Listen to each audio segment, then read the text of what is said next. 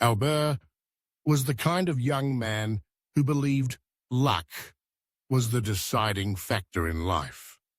When things went well, he'd attribute every good outcome to a fortunate twist of fate. His room was a shrine to superstition.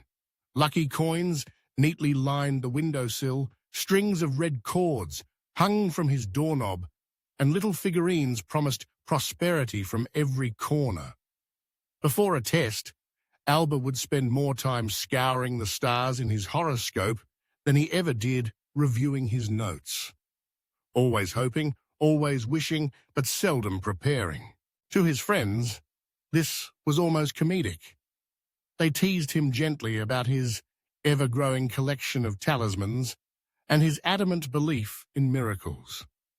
At exam time, while everyone else hunched over books and caffeine-fueled lamps, Albert sat with a lucky feather in his hand, whispering optimistic mantras and flipping through symbols instead of textbooks. But then one day, luck didn't show up. Albert walked out of an exam, sure that fortune's wheel would turn in his favor as always. When the results came, though, he failed miserably. Not just a close call, but a resounding, undeniable failure.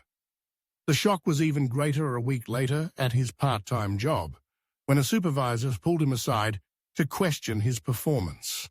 Missed deadlines, lackluster effort, and increasing mistakes put his position in serious jeopardy.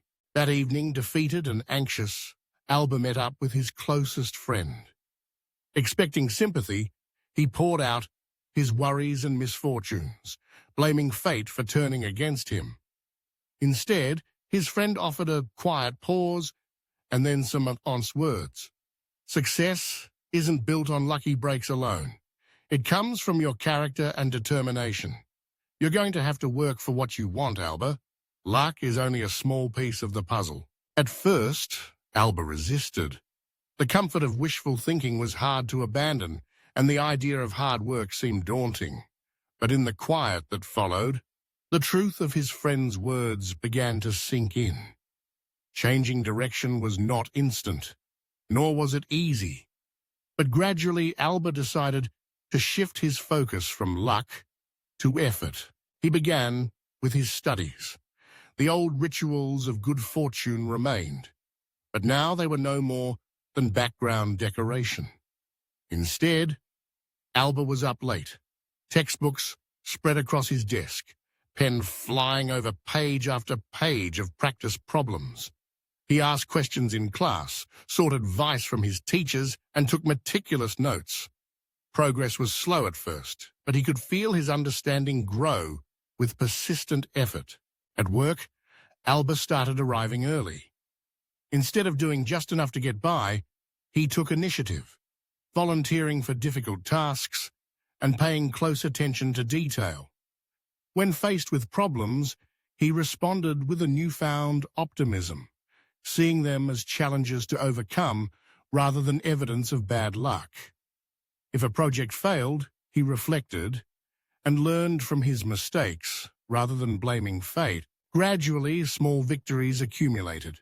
His grades improved. At work, supervisors began to notice his commitment, and his responsibility grew. Challenges didn't disappear, but Albert handled them with resilience and focus. What once seemed unreachable, a promotion at his job, grades he had only dreamed of, the respect of his peers, all began to materialize. Looking back, Albert realized how much had changed. Not by magic, but by his own dedication. He still kept a few lucky trinkets for fun, but he no longer relied on them. The real transformation was inside him, a belief that character, determination, and honesty forged the foundation of lasting success. Albert's story is a quiet reminder. Wishing can get you started, but only honest work and persistence will carry you across the finish line. Instead of waiting for luck, build your own future, step by determined step.